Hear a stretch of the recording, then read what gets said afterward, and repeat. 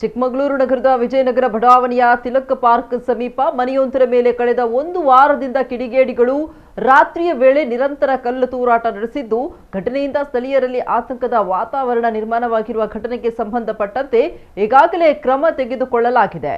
ಪೊಲೀಸರು ಕಾನೂನು ಪ್ರಕಾರ ಕೈಗೊಳ್ಳಬೇಕಾದ ಕ್ರಮ ತೆಗೆದುಕೊಳ್ಳುತ್ತಾರೆ ಅಂತ ಗೃಹ ಸಚಿವ ಡಾಕ್ಟರ್ ಜಿ ಪರಮೇಶ್ವರ್ ತಿಳಿಸಿದ್ದಾರೆ.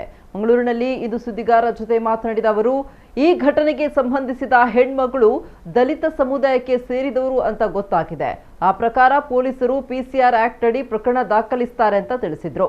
ಇನ್ನು ಕಾಂಗ್ರೆಸ್ ಶಾಸಕರ ವಿದೇಶ ಪ್ರವಾಸ ಬಗ್ಗೆ ಪ್ರತಿಕ್ರಿಯಿಸಿದ ಗೃಹ ಸಚಿವರು, ಶಾಸಕರು ವಿದೇಶಕ್ಕೆ ಯಾಕೆ ಹೋಗ್ತಿದ್ದಾರೆ ಅಂತ ಗೊತ್ತಿಲ್ಲ. ಅವರ ಹಣದಲ್ಲಿ ಅವರು ಎಲ್ಲಿ ಬೇಕಾದರೂ ಹೋಗಬಹುದು. ಬಜೆಟ್ ತಯಾರಿಸುವಲ್ಲಿ ಅವರಿಗೆ ಕೆಲಸ ಇಲ್ಲ. ಬಜೆಟ್ ತಯಾರು ಮಾಡುವುದು ಮುಖ್ಯಮಂತ್ರಿ ಹಾಗೂ ಹಣಕಾಸು ಇಲಾಖೆಯವರು. ಶಾಸಕರು ಸಿಎಲ್ಪಿ ಸಭೆಯಲ್ಲಿ ಬಜೆಟ್ ಕುರಿತು ತಮ್ಮ ಅನಿಸಿಕೆಗಳನ್ನು ಹೇಳಿದ್ದಾರೆ. ಅವರ ಅಭಿಪ್ರಾಯ ಕ್ರೋಢೀಕರಿಸಿ ಬಜೆಟ್ ತಯಾರು ಮಾಡ್ತಾರೆ ಅಂತ ಹೇಳಿದ್ರು. ಇನ್ನು ಕಾಂಗ್ರೆಸ್ ಮನೆಯೊಳಗಿನ ಕದನದ ಬಗ್ಗೆ ಪ್ರತಿಕ್ರಿಯಿಸಿದ ಡಾಕ್ಟರ್ ಜಿ ಪರಮೇಶ್ವರ್, ನಮ್ಮಲ್ಲಿ ಯಾವ ಕದನವೂ ಇಲ್ಲ ಅಂತ ಹೇಳಿದರು. ಈಗಾಗಲೇ ಕ್ರಮ ತಗೊಂಡಿದ್ದಾರೆ ಪೊಲೀಸ್ನವರು. ಕಾನೂನು ಪ್ರಕಾರ ಏನು ಕ್ರಮ ತಗೋಬೇಕೋ ಅದನ್ನು ತಗೊಳ್ತಾರೆ. ಅದು ಆ ಹೆಣ್ಣು ಮಗಳು ಶೆಡ್ಯೂಲ್ ಕಾಸ್ಟ್ ಅಂತ ಕೇಳಿದ್ದಾನೆ, ಅದಕ್ಕೆ ಅವರು PCR ಆ್ಯಕ್ಟು ಅದೆಲ್ಲ ಹಾಕ್ತಾರೆ. ಅವರು ಇಲ್ಲ, ಅವರು ಯಾಕೆ ಹೋಗ್ತಾ ಇದ್ದಾರೆ ಅಂತಂದರೆ ಯಾಕೆ ಹೋಗ್ತಾರೆ ಗೊತ್ತಿಲ್ಲ ನಮಗೆ.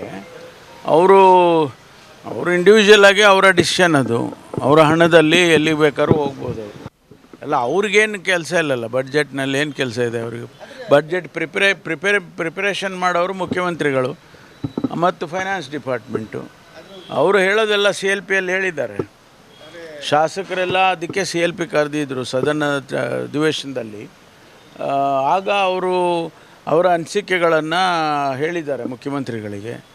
ಸೊ ಅದನ್ನೆಲ್ಲ ಸಂಗ್ರಹಣೆ ಮಾಡಿ ಈಗ ನಮ್ಮ ಜೊತೆ ಎಲ್ಲ ಮಾತಾಡಿದ್ದಾರೆ ಮುಖ್ಯಮಂತ್ರಿಗಳು. ನಮ್ಮ ಇಲಾಖೆಗಳದ್ದೆಲ್ಲ ಡಿಸ್ಕಷನ್ ಆಗಿದೆ, ಇನ್ನೂ ಕೆಲವು ಡಿಸ್ಕಷನ್ ಆಗಬೇಕು. ಅದೆಲ್ಲ ಅವರು ಕ್ರೋಢೀಕರಿಸಿ ಬಡ್ಜೆಟ್ ಪ್ರಿಪೇರ್ ಮಾಡ್ತಾರೆ. 6ನೇ ತಾರೀಕು ಬಡ್ಜೆಟ್ ಪ್ರೆಸೆಂಟ್ ಮಾಡ್ತಾರೆ. ಜನಸಮುದಾಯದಲ್ಲಿ ಸಾರ್ವಜನಿಕ ಬದುಕಿನಲ್ಲಿ ಕೆಲವರು ಅವರವರ ಲೀಡರ್ಸ್ ಅಂತ ಆರಿಸ್ಕೊಳ್ತಾರೆ ಜನ. ಅವರ ಅಭಿಪ್ರಾಯವನ್ನು ಎಕ್ಸ್ಪ್ರೆಸ್ ಮಾಡ್ತಾರೆ. ಅದನ್ನು ತಪ್ಪು ಅಂತ ನಾವು ಹೇಳೋಕ್ಕಾಗೋದೇ ಇಲ್ಲ. ಅವರ ಅಭಿಪ್ರಾಯ ಅದು. ನಮ್ಮಲ್ಲಿ ಒಂದು ವ್ಯವಸ್ಥೆ ಇದೆ, ಹೈಕಮಾಂಡ್ ಇದೆ, ಸಂದರ್ಭಗಳಿದ್ದಾವೆ. ಆಗ ಹೈಕಮಾಂಡ್ನವರು ತೀರ್ಮಾನ ಮಾಡ್ತಾರೆ. ನಾವು ಯಾರೋ 10 ಜನ ನನ್ನ ಪರವಾಗಿ ಜೈಕಾರ ಹಾಕಿದರೆ ಆಗೋದಿಲ್ಲ. ಆದರೆ ಹೈಕಮಾಂಡ್ನವರು ಅದನ್ನೆಲ್ಲ ನೋಡಿ ತೀರ್ಮಾನಗಳು ತಗೊಳ್ತಾರೆ ಸಂದರ್ಭದಲ್ಲಿ. ಈಗ ಸಂದರ್ಭ ಇದೆ ಅಂತ ನನಗೇನು ಅನಿಸಲ್ಲ.